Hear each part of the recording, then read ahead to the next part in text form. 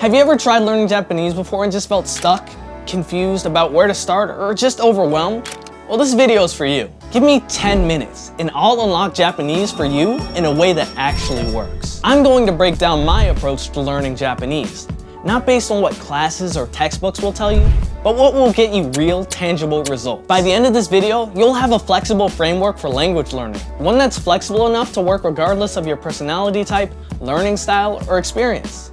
じゃあ、始めようか。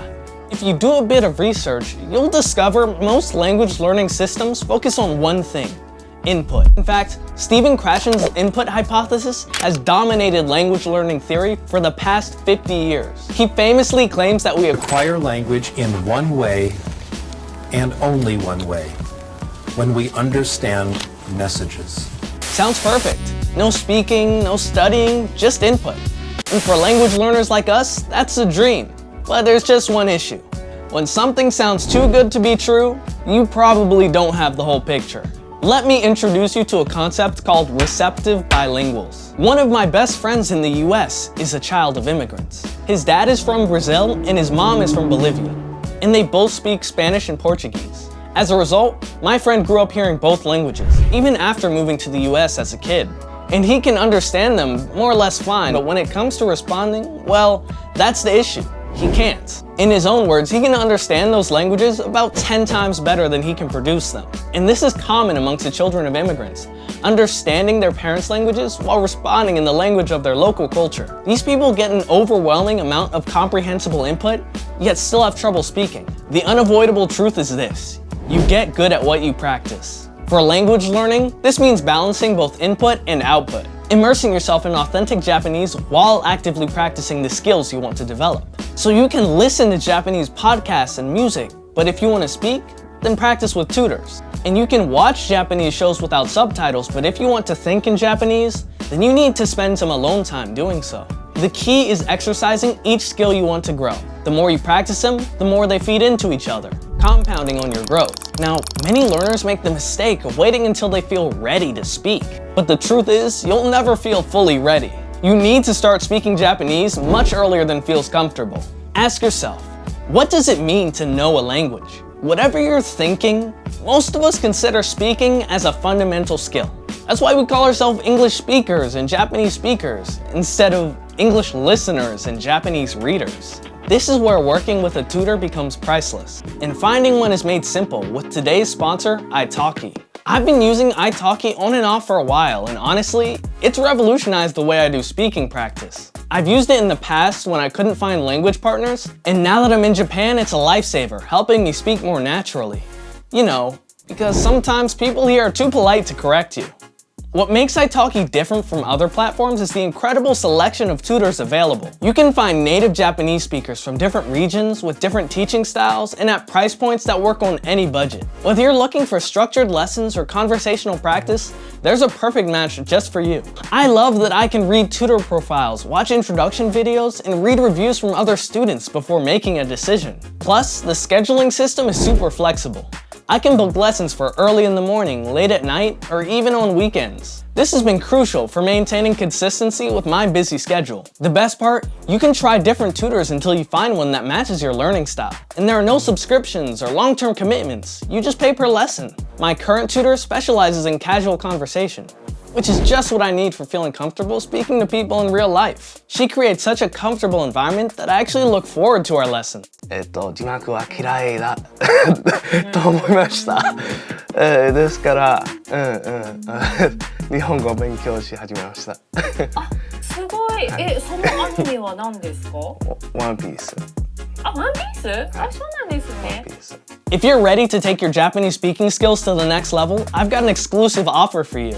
Click the link in the description and start your journey on italki. And it's buy $10, get $5 free on your first lesson using my promo code. That's essentially a 50% bonus on your first purchase. But you'll need to act quickly. This discount is only available for the first 50 users. So don't miss this opportunity to find your perfect Japanese tutor and start speaking with confidence. And while speaking practice is crucial, I can still agree that comprehensible input is still a solid part of language acquisition. But what exactly is comprehensible input? Well, it's language learning content that you understand just enough to make sense of, even if you don't know every word. Fundamentally, understanding the messages in content is how we improve. The key is finding content that's just at your I+1 level, just slightly above your current ability, where you understand most of it but are still challenged by some elements. Comprehensible input works because it allows your brain to naturally absorb language patterns. When you're engaged with content you enjoy and understand, your brain focuses more on the meaning, solving the puzzle of language and using what you've learned through active study as context. For Japanese learners, this might mean watching anime with Japanese subtitles, finding YouTube videos about topics you're already familiar with, or listening to Japanese podcasts that are designed for language learners. However, as we saw with receptive bilinguals, passive input alone isn't enough. See, the quality of your input matters just as much as the quantity, and passive listening won't be as effective as actively engaging with content at your level. You need to make sure you're not just hearing Japanese, but actively processing and understanding it. And the way you do that is with active study. Here's how to make your time count. When consuming Japanese content, actively pick out words and phrases that you recognize. Take note of recurring expressions that you don't understand. Learn targeted vocabulary instead of memorizing random word lists. Focus on learning the actual vocabulary that appears in your input. These words are relevant to your interests and often more likely to show up in conversation. And while natural input is crucial, taking some time to understand Japanese grammar will accelerate your progress. You learn the rules first so you can recognize the patterns later. I recommend using SRS tools like Anki to review these things at a regular interval. This leverages the science of memory to make sure you retain what you learn. The goal is to create a feedback loop where your input informs what you study, and what you study enhances your comprehension. Let's put everything into a practical daily routine that balances input and output. In the morning, you start your day spending 5 minutes reviewing vocabulary with spaced repetition. Then you take 10 to 15 minutes to listen to Japanese audio, podcasts, music, and so on during your commute or morning routine. Throughout the day, you use downtime to read simple Japanese content on your phone. You also try thinking in Japanese about daily activities and practicing speaking to yourself. Yes, really. All that adding up to 10 to 15 more minutes. In the evening, you spend time watching Japanese content that you actually enjoy, identifying 3 to 5 new words or phrases. You also spend 5 minutes thinking about how you would express today's activities in Japanese, and you try writing a few sentences about your day. And once a week, you have a 30 to 60 minute session with a tutor focused on conversation practice. And you also have one dedicated study session for all the grammar patterns you noticed in your input. This framework requires about an hour per day, but it delivers consistent progress because it integrates all aspects of language learning: passive input, active input, and output. Now let's be honest, the biggest challenge in language learning isn't always the language itself. It's maintaining consistency and motivation. Here's how I recommend you make sure to stick to Japanese. First, join my Discord server, link in the description. Or you can join a Reddit community focused on language learning. Sharing your journey with others will provide some much needed accountability and inspiration. Instead of saying, "I'm going to become fluent," set some concrete goals for yourself. Maybe something like, I want to have a 5-minute conversation about my hobbies, or I want to be able to understand a Japanese YouTube video or anime without subtitles. You can also keep a journal of your Japanese learning journey. Write down what you accomplish each week, even if it seems small. Bonus points for writing in Japanese. You'll also want to reward yourself along the way, both in study sessions and in general. Try milestones that reinforce your learning, like buying yourself a game that's in Japanese or upgrading your manga collection. Lastly, you'll want to remember your why. You know, why you're learning Japanese in the first place. It'll keep you motivated when times get rough.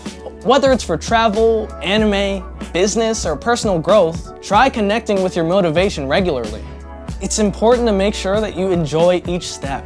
Don't force yourself to watch something just because someone said it was fire. If anime isn't your thing, skip it. And same with the production side. If your tutor isn't working out, find a new one. Bored of journaling? Try something fictional. And above all, remember that languages aren't just for understanding.